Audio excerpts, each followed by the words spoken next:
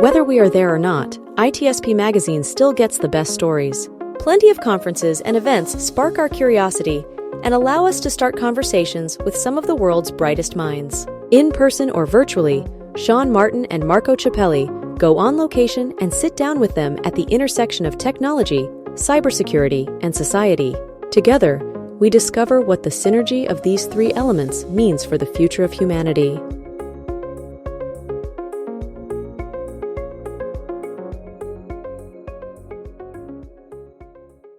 Here we are, we're ready for another 7 minutes on ITSP Magazine with a new short brand story. Today I'm joined by Brooke Motta, CEO and co-founder of RAD Security, the company taking a signatureless behavioral approach to detect and respond earlier to cloud attacks while sharpening inputs into shift left and posture management. Welcome, Brooke. Thank you. Thank you for having me.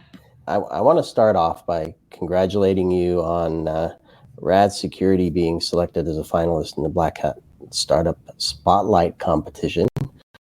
I think you're recognized for your work there in having a signatureless behavioral approach.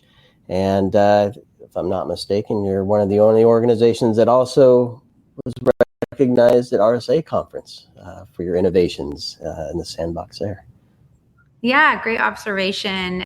That's true. We are the only company to have been selected for both. So we're really excited about the opportunity to showcase what we're doing at Black Hat this year.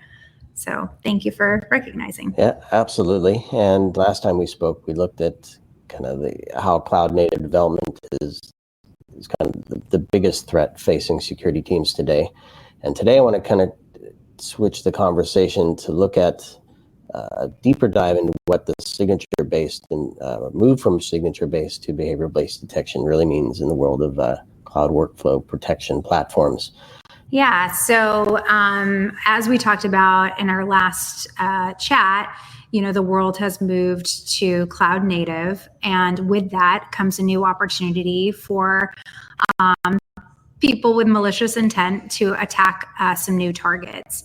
And so what RAD has done, and much differently than our competition or even CWPP vendors out there, is we've decided to take an approach that doesn't rely on signatures or CVEs in order to catch cloud native attacks early in the development pipeline. Instead, we're fingerprinting your workloads to understand threats much earlier in the development lifecycle.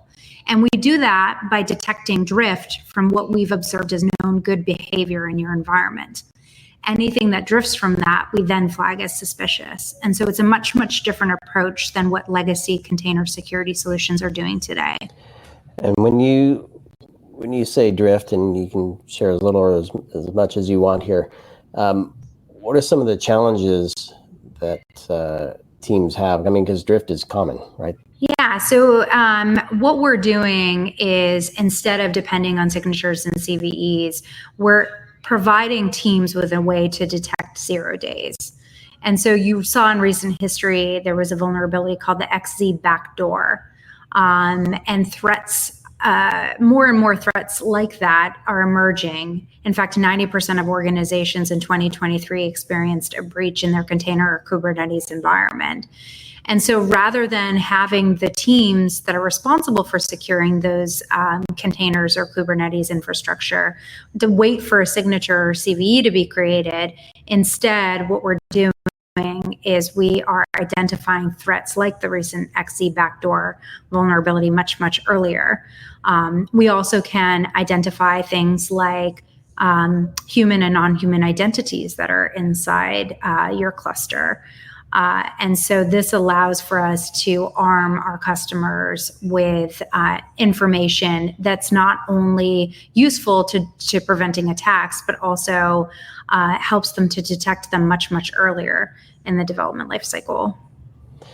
So much cool stuff here. I have a gazillion questions, but let's go with this one. The supply chain stuff comes in through third-party services and APIs and things like that. And because you're at runtime, you're able to analyze this stuff. So talk to me about the environment and how what you do gets the whole picture at runtime and not just dealing with stuff at build time. That's right. Yeah. So, there's a challenge right now between software supply chain attackers and the people who are actually producing the software. And so what we're helping development teams to do is to get a verified clean runtime fingerprint against the same image running in their environment so that they actually have an opportunity to defend against the next zero-day attack. And so we have a whole library of fingerprints for our customers in order to make sure that they're fully protected. And we're doing that also by leveraging eBPF to codify the baseline behavior of the workload into the fingerprint. And that way the DevSecOps teams or the DevOps teams can use that as a verifiable defense against those software supply chain attacks that you were just talking about. In the last moments we have here, talk to me about response. Having the knowledge and the context, right? That's right. So another area of differentiation for us is rather than just providing the cloud detection, we actually have been really thoughtful about making sure that our customers had response actions as well. And so most companies that say they do CDR actually really mean that they're doing CD. And so RAD provides customers with, like I said, the response actions that allow you to quarantine, label, or terminate anomalous activity. We're also leveraging LLMs in order to classify detections and help SOC teams to understand how to remediate much, much faster.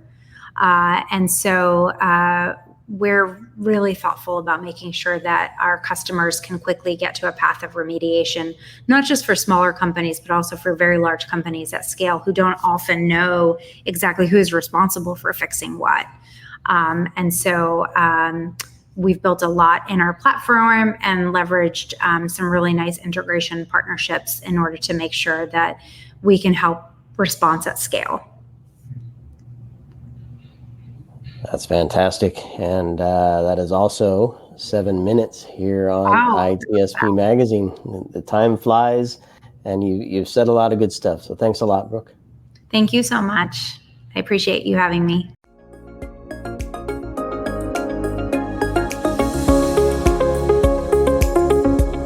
We hope you enjoyed this episode of Sean and Marco's On Location event coverage conversations.